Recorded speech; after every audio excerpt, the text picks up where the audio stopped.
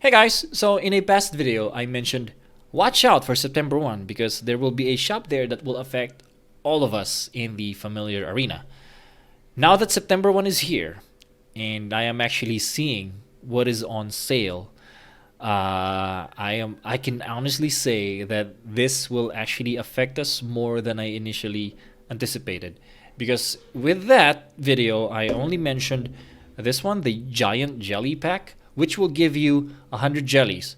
Now, we all know that jellies is good, but in terms of value, it actually dwindles over time because really, you can get jellies for free every day. You can get, in theory, 6 a day, right, from Conquest. And so eventually, you can have all your familiars to plus 300. You just need a lot of time. But this will jumpstart a lot of people. And so this could affect people in the short term, right? And now that I'm seeing the price of it, 1,000 pesos for 100 jellies, it's actually meh, right? So 10 pesos for one jelly, that is, it's okay, but it's not a very good deal. However, this one, something that I did not see before, this will affect us in a huge way because it actually has a familiar summon coupon, and the coupons that you can technically have is 100. That's 100 summons for only 1,250 pesos. Now, just a warning, if you are not planning to spend in this game and you don't want to be tempted, please just skip ahead because really, this is something that could tempt you in a huge way. I actually was tempted yesterday. A lot of my kingdom mates bought these and they were live streaming them summoning 100 times, and I was like super jealous because I don't want to spend in this account anymore. And for my Ignatius account, I want to keep it F2P so that I can show you how far an F2P player can go without spending. And so I don't want to spend, but like for someone who is like really a fan of gacha, and gacha is a huge part of the game, I'm super tempted. But anyway, so this is very tempting and very, very good value. And again, we're talking about value here. Awakening is actually much more of a long-term value compared to jellies, because like if we're being real here, since with jellies, again, you can get that for free. With summons, it actually is, one, dependent on luck, and two, not everybody can have their familiars at Awaken 10 eventually, right? Because summons, we can have that too every week through the missions. Other than that, sometimes Netmarble will pity us and give us 3 summons on a Sunday and then 7 summons on a Friday. And so far, that happens twice a week, so far so good. Diamonds, you can only get diamonds if you get your like classes to level 60 and then level 80 and then the handbook thingy. So, but after that, that's it. And so eventually you will have to spend in order to summon, and you really have to summon in order to awaken your familiar. So with this one being 100 summons, luck will still play a huge part of this again. However, it's 100 summons, so it is very likely that you still get like at least 2 familiars from your team awakened when you buy this one. It's very, very cheap. And actually, you can see the effects of it in the familiar arena already. So, I have been in the top 10 for more than a month now. And right now, I am sitting at top 19. So it's getting really hard to stay in the top 10. Although, I'm only down 28 points. So I can win 2 in a row and be at the top 10 already. So I'm still in the vicinity, but I'm not going to do that right now. I am going to wait at the last minute because that's when it actually counts. So I'm just going to stay here for now. But it is going to be very hard. I know the people here because, again, I've been in the top 10 for a long time. And I know who the people are in the vicinity, how strong they are, how much CP they have. And they definitely had an increase after the shop came out yesterday. Like, for example, this one, Biggest PP, used to be at 330, it's now at 340. Victini was at 330 before, now at 335, so he probably had some like awakenings. The top 2 did not have anything because they're already maxed out anyway, like 810, 810, 810, every like except this one. This one is at A6. So yeah, Alene could in theory, get his hippocampus to A10 with this one. Because again, if you look at the shop, there's also the rare 4-star selection chest, right? This one. So if you buy for 4,000 pesos, you can get this one, right? And then you can just choose a hippocampus.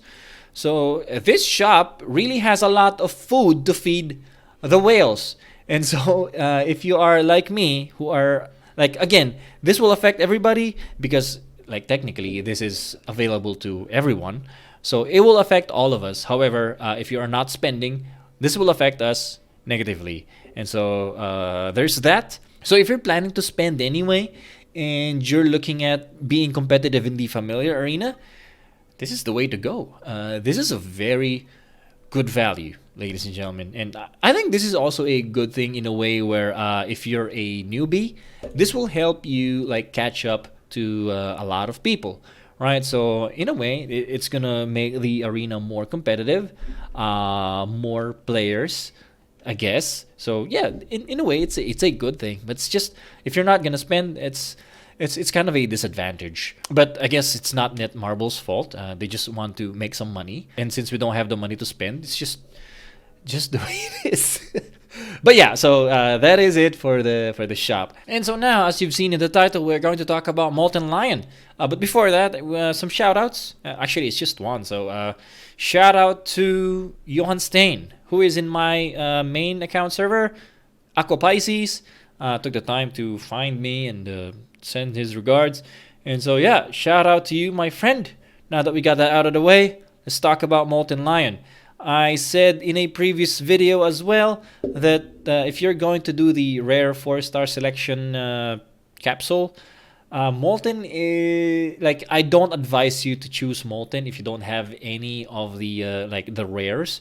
Molten Lion is good, but in terms of the arena, there are better options like Staghorn and Hippocampus. However, since a lot of people who asked me like advice about their team, for some reason, a lot of them has Molten Lion. And since apparently Molten Lion is pretty common among rares, I am making this video to like answer a lot of people's questions in one go. And that question is how to use Molten Lion effectively, or what team do I have to have in order for Molten Lion to be good. All right, so before that, we are going to, of course, read Molten Lion's skill description. All right, so becomes immortal for 7 seconds, which is a long time, by the way.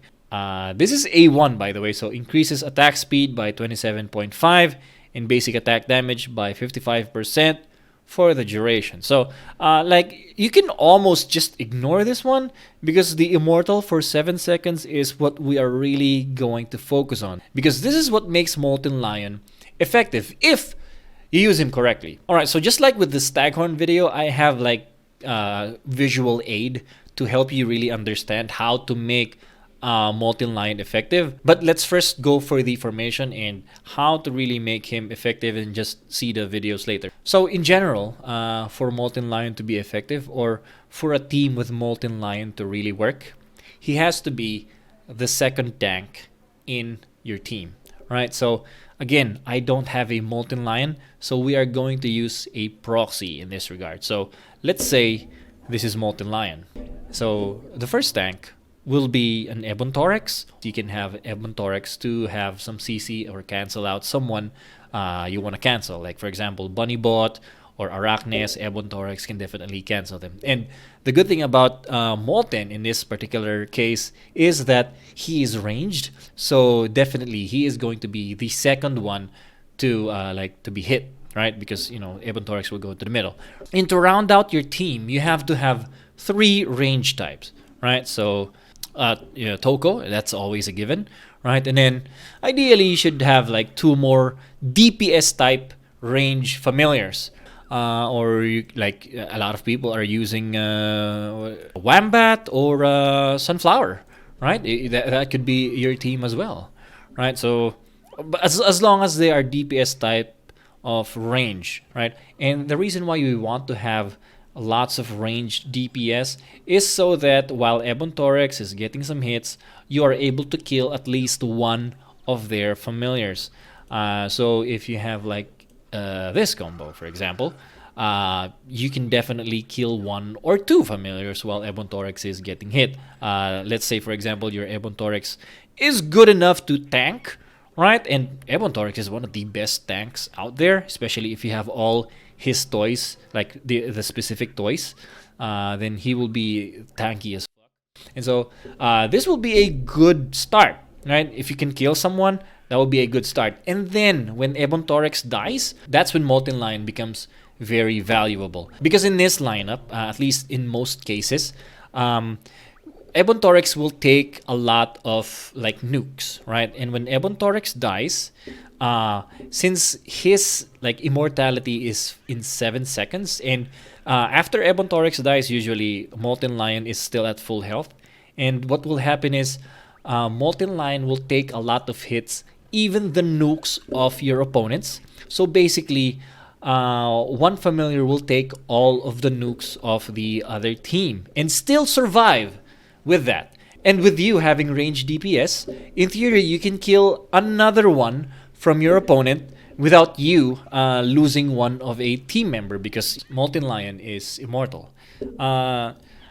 Common mistake is like having two other healers at the back, and I see this often, and I win a lot against this kind of setup. So like this one, so basically their idea is to have healed back to health and then ideally be immortal again for the second time. Like so, they're hoping for Molten Lion to use his skill twice in one game. However, that is a slippery slope. It is very unlikely that that will happen, right? Especially if the other team has full of DPS and you not having any DPS, meaning you are not able to kill any of his DPS. Another downside is this could be good maybe defensively, but for offense, then you're probably not gonna be able to kill your like all of your opponents before the time runs out. So that's gonna end up as a loss. And another last thing, you're gonna spend a lot more resources for doing two teams instead of just focusing all your resources on one team, because in that regard you're going to have an offensive team and a defensive team, and if you want to rank up quickly you have to manage your resources well, right? Another thing that I see is having two melee types together with a Molten Lion, right? And that is not ideal because what's going to happen is even if you have another DPS as a range type, when Ebon Thorax dies, Might will be the next one who's gonna get hit, and he is basically a DPS kind of, and so this one will die first before Molten Lion, because I would rather have another DPS alive before my Molten Lion die. So I would like put a DPS that is a range as to not affect the positioning, and have my Molten Lion take the hits first before my other three at the back get some hit, right? It doesn't like, this is ideal, like having two DPS, but if you don't have that choice, you can have maybe a Shrimpaler as long as it's a range type. With this type of lineup in this positioning, this could still work, right? As long as a Molten Lion is your second tank, right? So the ideal is having two other DPS, but this one could still work, right? Now, for some video evidence, this is Ignatius going against Oryu. Molten Lion in front, that's ideal. However, he does have two melee types that will take eventually the hits that's supposed to go to Molten Lion. So two familiars will die first, thus he will be lacking some DPS in order to finish me off. All right, so yeah, let's watch it. So yeah, as expected. All right, as you can see, two melee types went ahead and overtook Molten Lion. Again, the ideal is just having one melee type and then Molten Lion beside him in front. Now, so Ebon Thorax will push them. Disbelief, very tanky, so I think he did well there at least. Bird was not able to kill him. And actually here, he will have the brief advantage. But let me just point this one out to you. So a bird died, and then Might is alive. So that brings us to 4 on 3. However, Suryu is about to finish the cooldown of his skill. Now, if this was Molten Lion, like the ideal scenario where Molten Lion is your second DPS, second tank. So this could have been Molten Lion. Thus, he will be immortal. And so, with Suryu using his skill on a Molten Lion that's about to die, then Molten Lion will end up being alive because again he is immortal for 7 seconds. So that could have been a waste of skill for me, but it didn't end up that way. So Might will die, and then Molten Lion will be damaged. In this regard, alright, so now we have a 3 on 3. Technically, he has the advantage because Molten Lion is a fire type, Toko is earth type, but Molten Lion is a death type, so he will not hit hard. Like really, we want Molten Lion to be immortal and absorb a lot of skills, right? Because in this regard, so he will go immortal here, but currently he will only get hit by normal attacks because like my Suryu is still on cooldown, right? So what's gonna happen is when Molten Lion die, because this is again 7 seconds, so I'm at 11 seconds of cooldown. So when he die, it will be Suryu or Toko that will be hit with his skill. So yeah, you be the judge.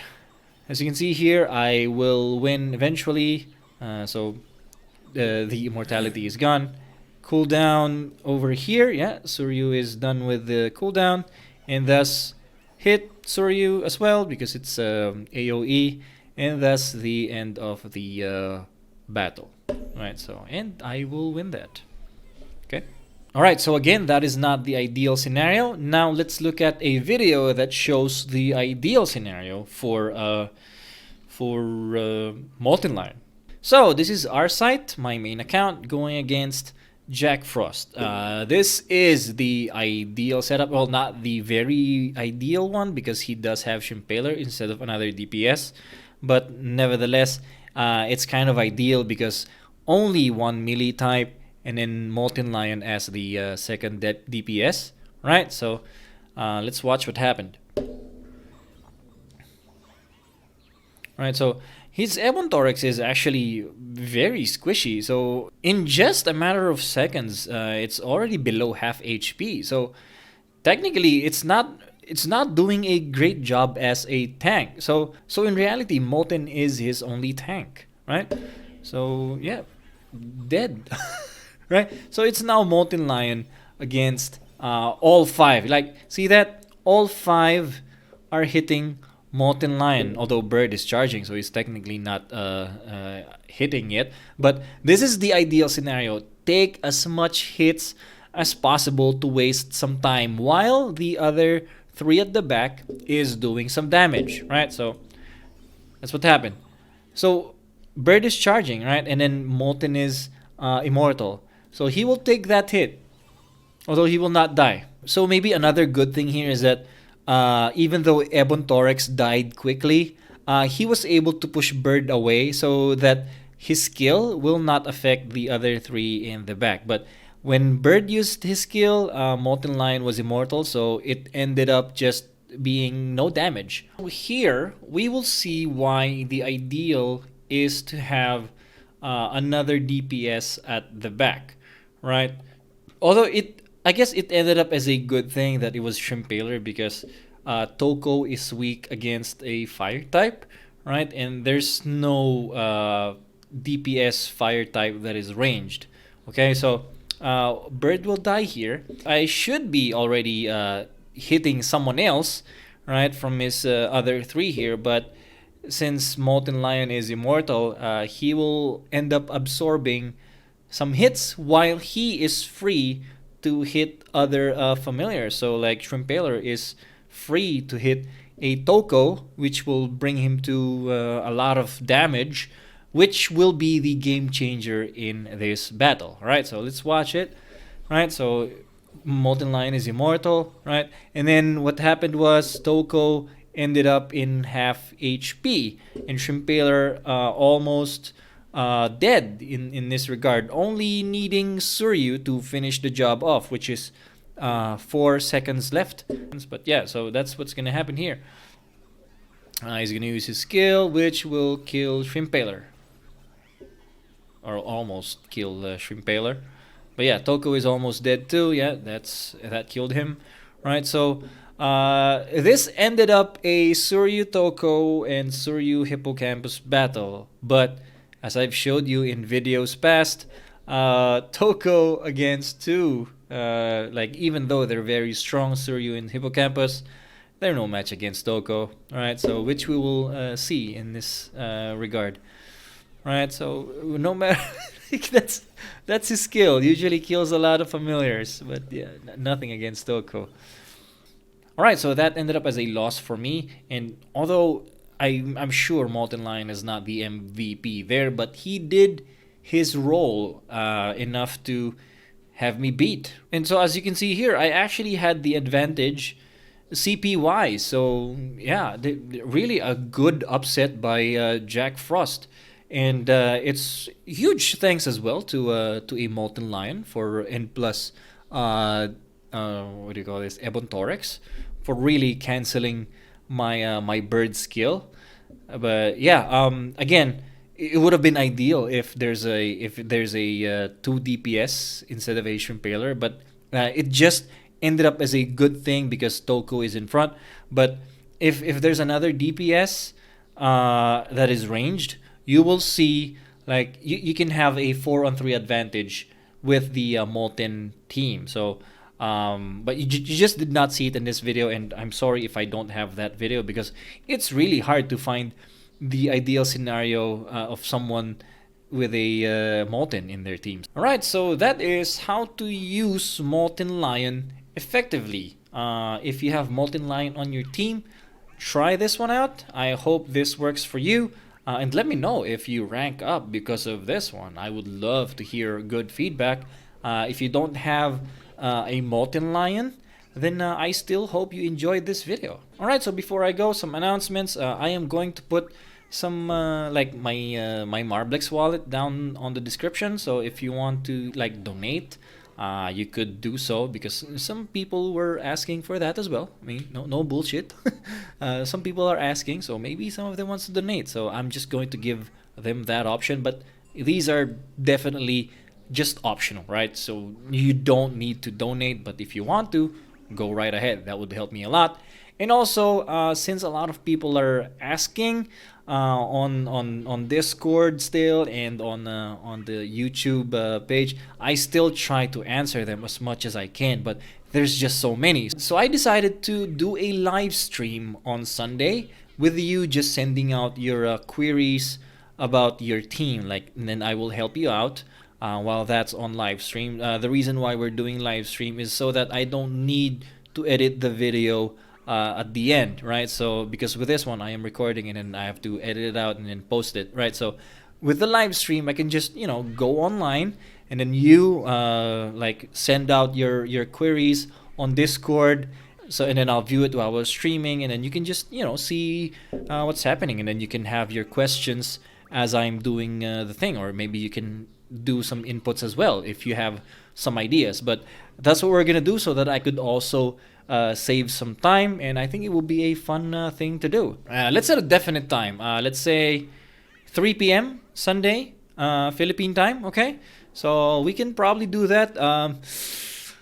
At most, maybe we can do 10, right? 10 queries. Like, we don't want to spend the whole day on that one. Maybe we do 10. If we can go fast, maybe we can do up to 12 or maybe 15 if we're going really, really fast. But yeah, so hopefully we can last for about 2 hours so that we don't take so much of your Sunday. But that's what I am planning to do. And yeah, do let me know on the comment section what do you think of that. And so yeah, that's the end of the video. Thank you very much for watching, and I will see you on the next one, hopefully on Sunday. All right, see you.